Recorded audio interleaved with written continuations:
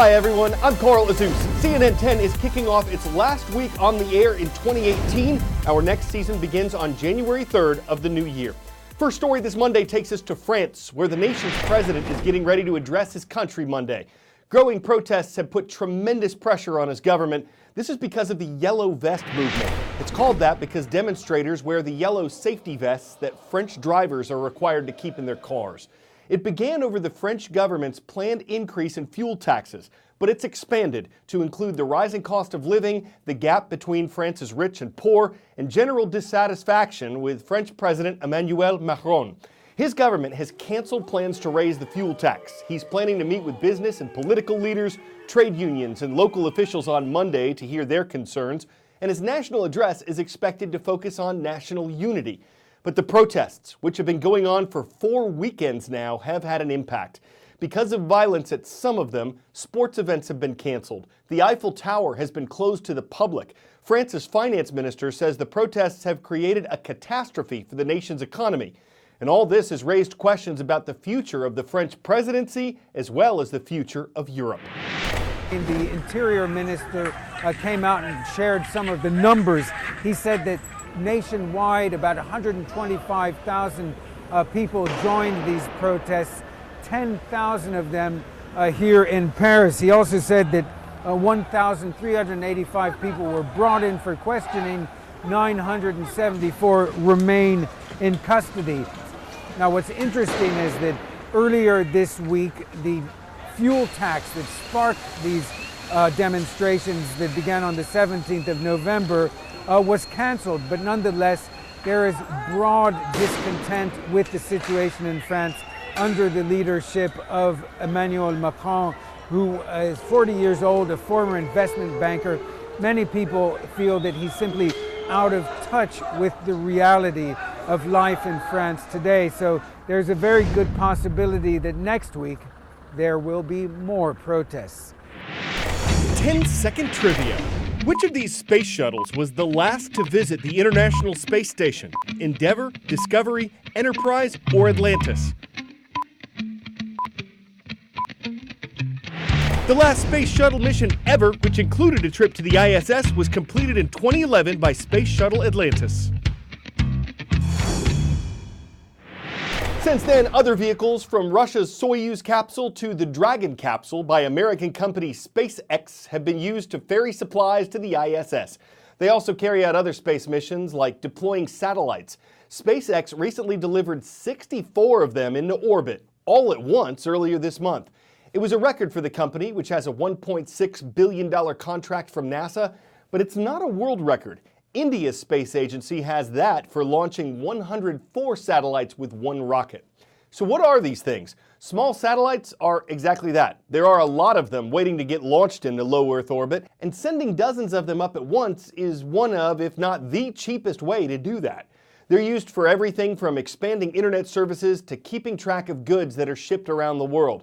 And yes, there are concerns that putting all of these things in orbit will increase the amount of debris that's already circulating around the Earth. But the missions continue, and this one was considered a success for SpaceX.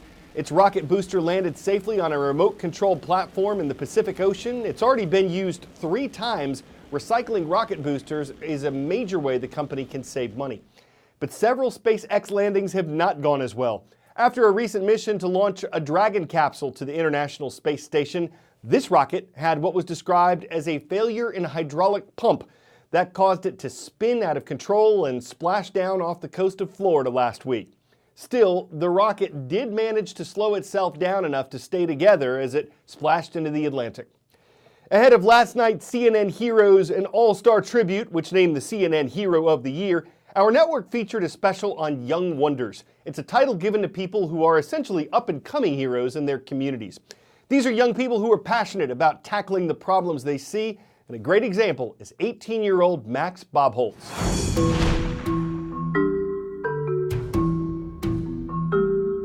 What I like about baseball is the mental aspect of the game. All eyes are on you, especially when you're on the mound. Dealing with adversity, dealing with negative situations happens a lot in life, and I think baseball teaches you how to deal with that. My name is Max Bobholz, and I'm 18 years old. I started the organization Angels at Bat.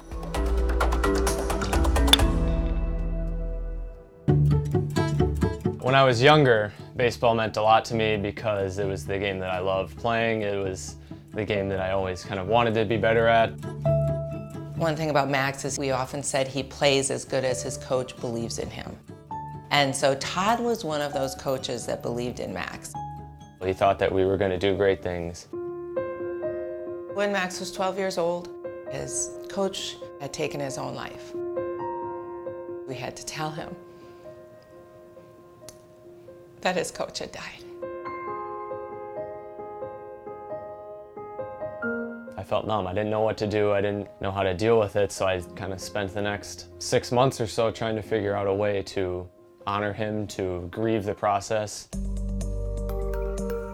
In August of 2012, I watched the Little League World Series. And we are underway. And the first pitch, how about that? And Uganda was representing Africa for the first time in its history, and they had stories of where the teams came from. And not everybody had enough balls to play, and no uniforms, no hats, no shoes. I know I had that in my garage. I knew all my friends had it in their garage. And I thought, why don't we gather that together and send it to the kids in Africa so they can play. It stuck with me for 2 years until it was a thing, and it's still stuck with me.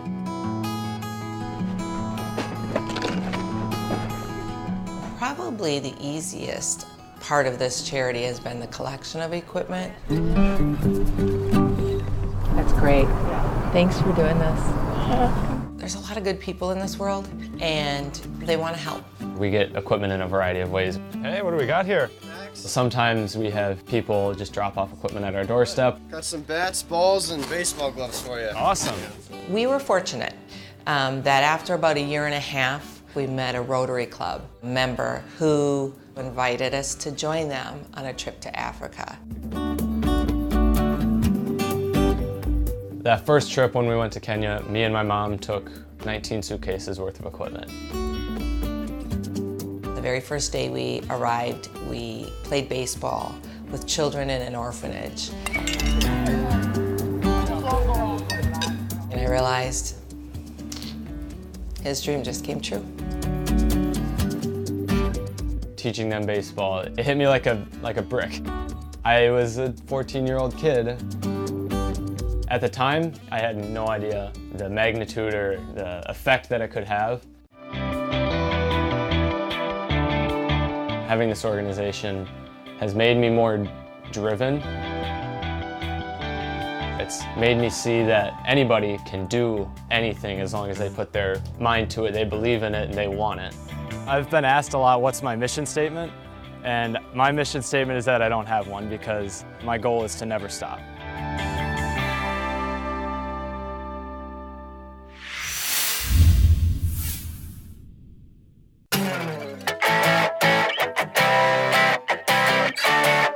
Even in the land of the midnight sun, people don't usually expect visitors at 1:30 a.m. Then again, most visitors aren't usually this big a deal. It wasn't this moose's antler or hoof that rang the bell. Let's call that his hind quarter. And by the time the owners got to the door, the moose had ding-dong ditched them. Thanks to the security camera, the owners found out exactly who'd do such a thing, so there's no mystery as to who was behind it. It's too bad he didn't wait for them to antler. If they'd known he was a member of the deer family, they might have offered him a muffin. Something about the whole story does seem to ring a bell. We've apparently opened the door to a new tale of moose and men. I'm Carl Azus for CNN 10.